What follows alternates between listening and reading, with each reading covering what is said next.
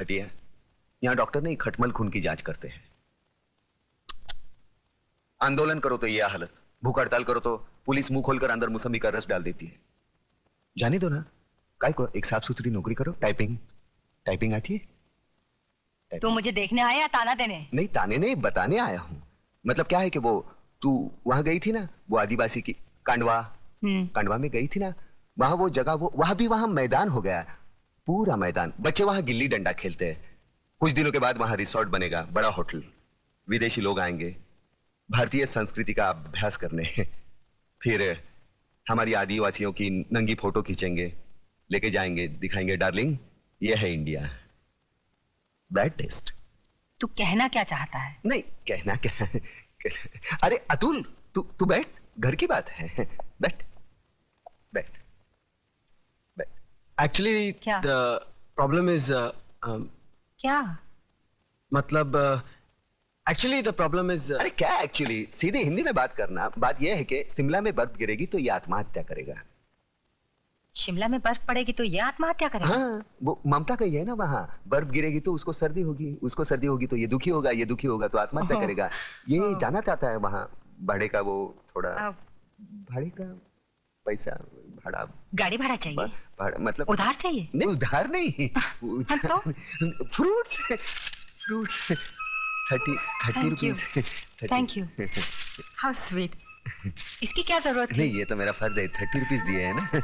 क्या है 30 रुपए? क्या है कि भाड़ा नहीं देना ये कायदे से गुनाह है। पिछले 3 साल से आपने भाड़ा नहीं दिया, मैंने सोचा कि मैं जाके ये ना कायदा सिखाने आया है मुझे। नहीं मेरी हालत में मुझसे भाड़ा वसूल करने आया है। ऐसी क्या बात कर रही हैं आप?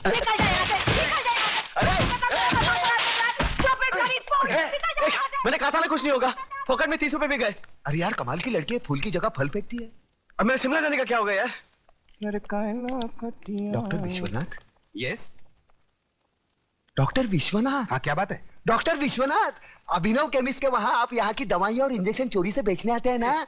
ए चुपे, ए किडनी चोर, ज्यादा बात मत कर। खून बेचता है यहाँ से, मेरे को सब मालूम है, मैं सबको बोल दूंगा। बंद कर मुंह, मत खोल इधर। मुंह मत खोल तो जेब खोल, चल कितना है बोल। अरे 500 रुपए है। साला इतना कमाता है और 500 रखता है, चल हट हट।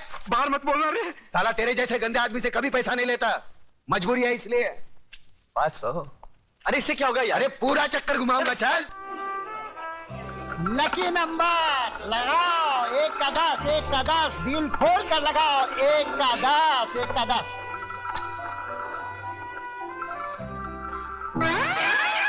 इधर भी उजड़ा चमन।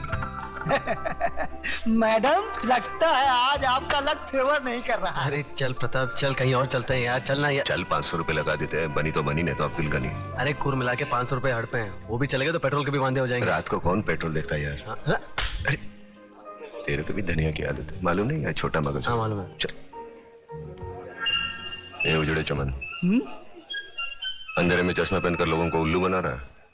आंखें तो ठीक है ना तेरी? मेरी आंखें बिल्कुल ठीक है, ये देखो। लगता है तुम्हारी आंखों में कुछ खराबी है। क्या आप बकवास करते हो? कौन हो तुम? अरे क्या बात कर रहे हो? आप इन्हें नहीं जानते? ये शहर के मशहूर आई सर्जन डॉक्टर झुंझुनवाला है। डॉक्टर झुंझुनवाला? डॉक्टर साहब मुझे माफ कीजिए, प्लीज बताइए ना मेरी आंखों में क्या खराबी है? मेरी आंखों में आंखें डालकर देखो।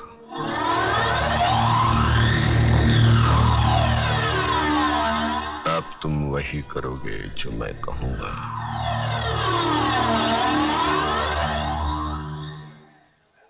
अतुल लगा दे 500 की हरियाली। तो ये मेरे 500 रुपए 31 नंबर पे। 31 31 3 के ऊपर 1 घुमा दे चक्कर।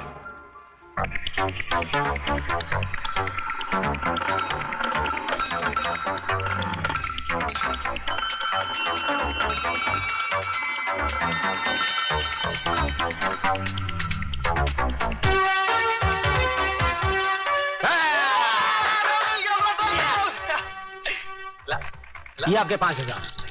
उजड़े चमन, 5000 के कितने होते हैं? 50,000। अतुल हाँ, तो घुमा दो चक्कर 5000 का 33 नंबर पर।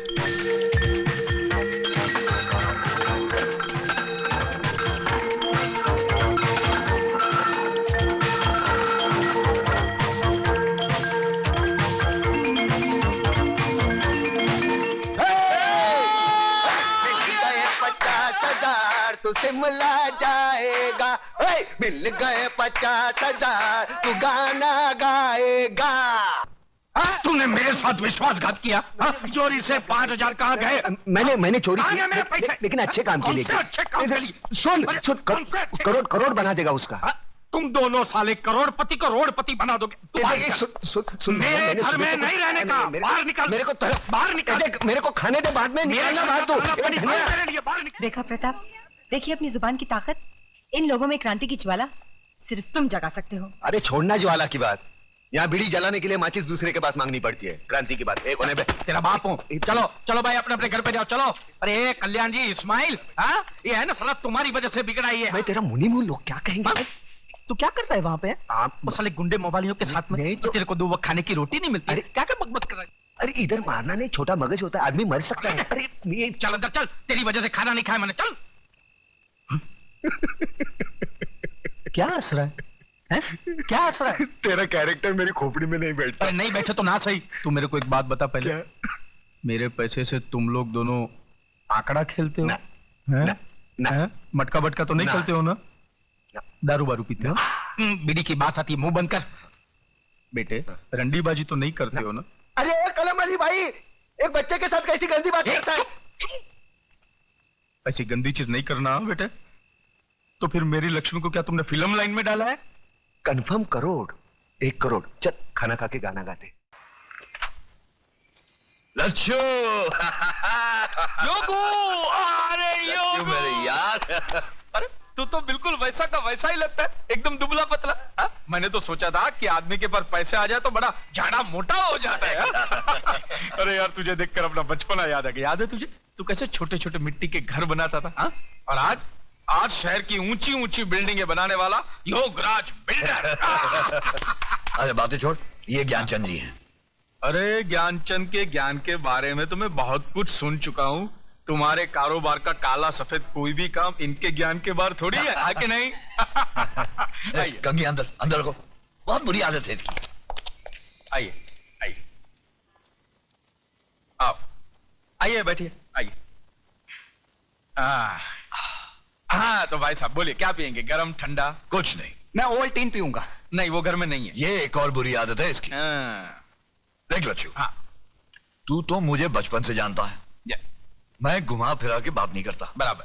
देख, तेरा एक बेटा है, हाँ मेरी एक बेटी है। हाँ जो कुछ भी तेरा है वो मेरा है, और जो कुछ भी मेरा है वो समझ ले तेरा है।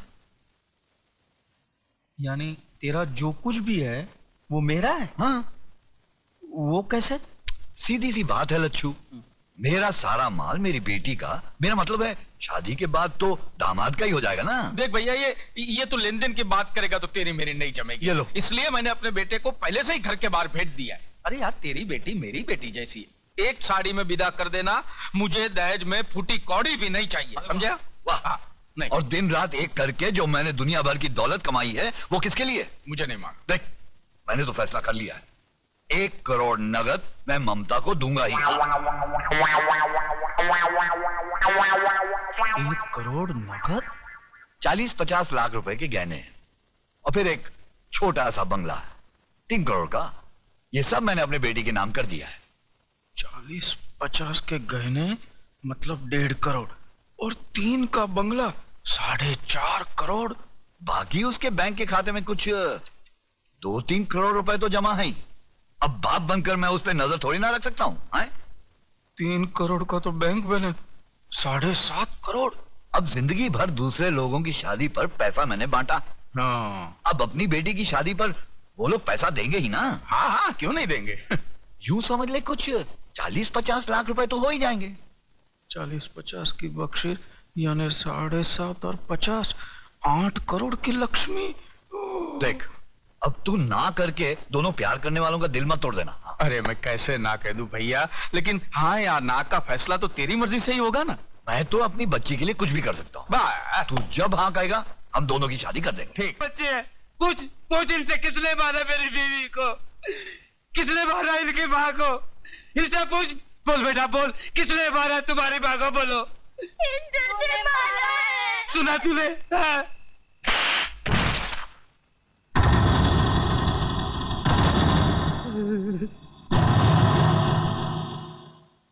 बात बता मेरे को, इन मासूमों को हिंदू और मुसलमान के बारे में किसने बताया? तूने? जो अपना नाम नहीं बता सकते उनको अपने मां के कातिल और धर्म के बारे में किसने बताया? तूने?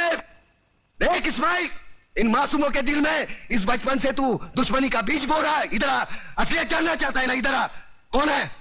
कल्याण जी। कल्याण जी भाई हिंदू है ये कौन है? ये कौन है? गंगा भाभी। गंगा भाभी। तुम्हारे बच्चे को कौन पाल रहा है? गंगा भाभी। गंगा भाभी ये हिंदू थे, इनको काय को नहीं काटा? हाँ, इधर आ, असलियत बताता हूं तुझे।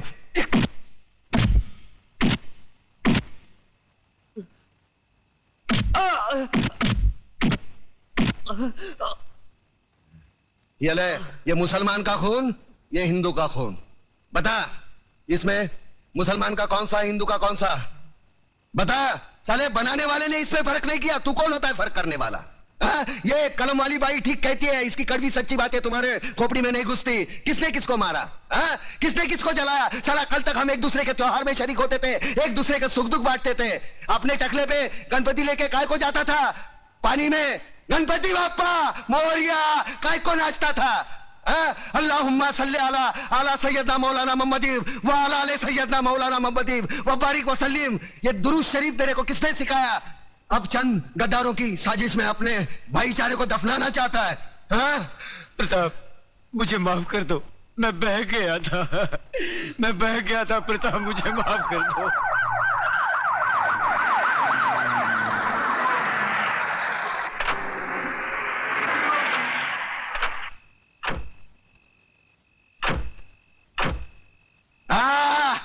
वाह, ये आए हमदर्दी जताने, साथ में टीवी वाले, प्रेस वाले, ताकि कल के अखबार में इनकी तस्वीर पहले पन्ने पे छपी हो।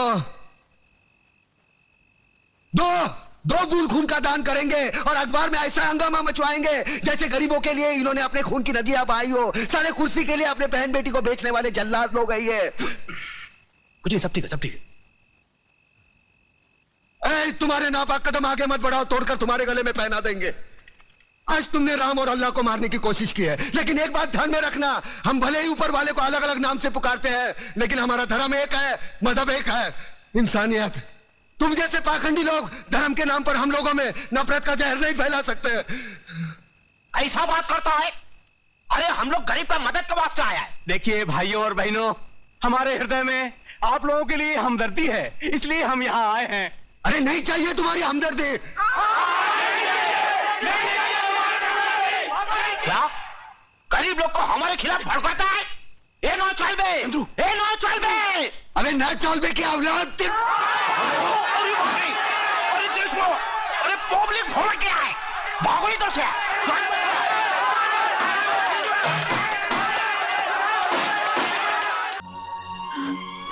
बेटा, आज तूने तिलक खानदान के नाम पर सचमुच यश का तिलक लगा दिया। मैं खुश हूँ, बहुत खुश हूँ। अब तो भगवान से यही प्रार्थना करूंगी कि तुझे जन्मों जन्म मेरा ही बेटा बना कर। नहीं माँ, अगले जन्म में किसी मंदिर या मस्जिद की ईंट बनकर जिंदगी भर वहां रोता रहूंगा। इस जिंदगी का रोना मेरा बाकी है।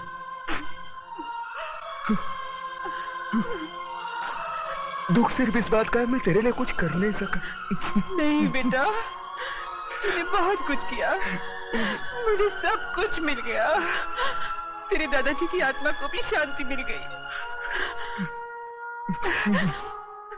बस अफसोस एक ही बात का रहेगा कि तिलक खानदान का दिया जलाने वाला कोई नहीं रहेगा, कोई नहीं रहेगा।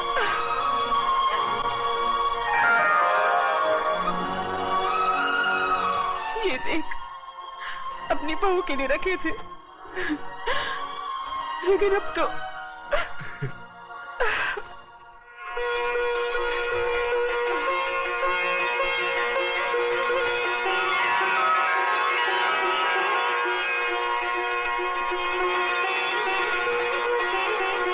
माँ, ये कलम वाली बाई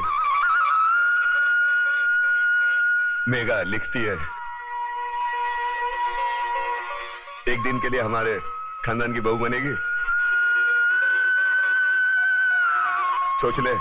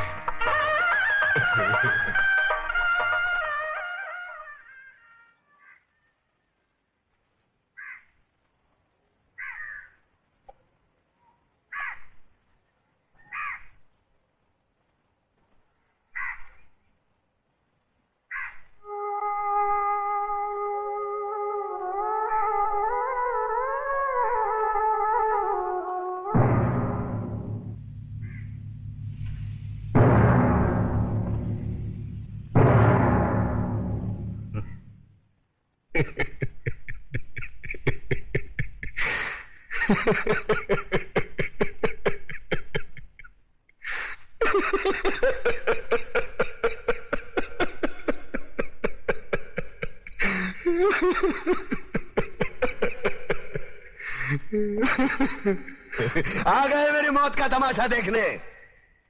अब मुझे लटका देंगे, जुबान ऐसी बाहर आएगी, आंखें बाहर आएगी, थोड़ी देर लटकता रहूंगा, फिर ये मेरा भाई मुझे नीचे उतार देगा, फिर आप चर्चा करते घर चले जाओगे, खाना खाओगे, सो जाओगे। तुम्हारी ये नामर्दानगी, बुज़दिली एक दिन इस देश की मौत का तमाशा इसी खामोशी से देखेगी। कुछ नहीं कहना मुझे तुम्हें, कुछ नहीं। तुम्हारी जिंदगी में कोई फर्क पड़ने वाला नहीं। अंधेरे में रहने की आदत पड़ी है तुमको, गुलामी करने की आदत पड़ी है। पहले राजा महाराजाओं की गुलामी की, फिर अंग्रेजों की, अब चंद गद्दार नेताओं की और गुंडों की। धर्म के नाम पर ये तुम्हें बहकाते हैं, तुम एक दूसरे के गले काट रहे हो। काटो काटो। ऊपर वाला भी ऊपर से देखता होगा तो उसे शर्म आती होगी, सोचता होगा मैंने सबसे खूबसूरत चीज बनाई थी, इंसान। इंसान नीचे देखा तो सब कीड़े बन गए, कीड़े। कीड़े रेंगते रहो, सटते रहो और मरो। आए और गए, खेल खत्म। क्यों जिए मालूम नहीं, क्यों मरे मालूम नहीं। कलम वाली बाई क्रांति लाना चाहती थी, कलम के जोर पर काले वर्तमान को खत्म करना चाहती थी। कौन समझा उसकी बात को? सब साले मुर्दे, जिंदा लाशें। किसे जगाती वो? मैं जाग गया, कुछ अच्छा काम करके जा रहा हूं, सुकून है। लेकिन ध्यान में रखना, तुम्हारी ये खामोशी कल तुम्हारे बच्चों के लिए रोना बन जाएगी। ये कानून वाले, वर्दी वाले नेता, इन्होंने अपना ईमान बेच दिया। एक दूसरे को जलाते वक्त तुम्हारा ईमान कहां गया था? भाड़ में।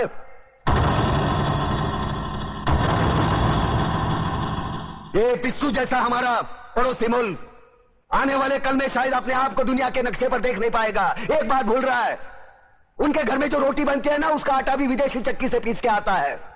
साले अपने खुद के देश में सुई नहीं बना सकते और हमारे देश को तोड़ने का सपना देखते हैं। वो ये सपना देख सकते हैं क्योंकि उन्हें मालूम है ये मुर्दों का देश है। वतन के लिए किसी को कोई हमदर्दी नहीं है। इसे तोड़ना बिल्कुल आसान है। मैं हिंदू, मैं मुसलमान, मैं सिख, मैं फलाना, मैं ढिमका। एक लाठी को तो कोई भी तोड़ सकता है, लेकिन लाठी के भारे को तोड़ना मुश्किल है। मैंने बचपन में पढ़ा था, स्कूल में, तीसरी में। मैं क्यों समझा रहा हूं तुमको? क्यों समझा रहा हूं? पागल हूं मैं? भूसा भरा पड़ा है मेरे दिमाग में। क्यों बातें कर रहा हूं इन पत्थरों से? हंसो हंसो, खुशियां मनाओ। क्रांति की राह पर एक और कुत्ते की मौत मरने जा रहा है, कल कोई और मरेगा, हमें क्या? हाँ? हम इसी तरह जीते रहेंगे, है ना? जियो भाई जियो, जैसे चाहिए वैसे जियो। मैं हिजड़े की जिंदगी जीना नहीं चाहता। ए ला, चल चल ला।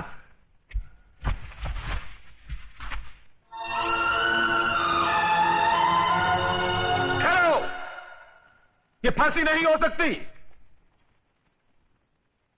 उन देशद्रोहियों के खिलाफ जो सरकार को सबूत मिले हैं, उससे साबित होता है कि प्रताप ने उनको मारकर देश का उद्धार किया है। इसलिए भारत के राष्ट्रपति ने उसकी सजा माफ कर दी। ये रहे उसके कागजात।